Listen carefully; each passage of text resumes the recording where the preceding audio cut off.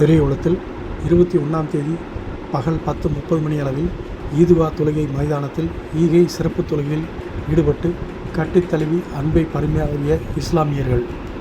தேனி மாவட்டம் பெரியகுளம் நகர்பகுதியில் உள்ள 10க்கும் மேற்பட்ட பள்ளிவாசல்களின் கூட்டமைப்பு சார்பில் பெரியகுளம் பகுதியில் உள்ள இஸ்லாமியர்கள் அனைவரும் ஒன்றாக இணைந்து ஊர்வலமாக சென்று அழகர்சாமிபுரம் பகுதியில் உள்ள இஸ்லாமியர்களின் புனித தொழுகை மைதானமான ஈதுகா மைதானத்தில் ரமலான் பண்டிகை ஈதுகா சிறப்பு தொழுகையில் சுமார் 1000க்கும் மேற்பட்டோர் இஸ்லாமியர்கள் பங்கேற்றனர்.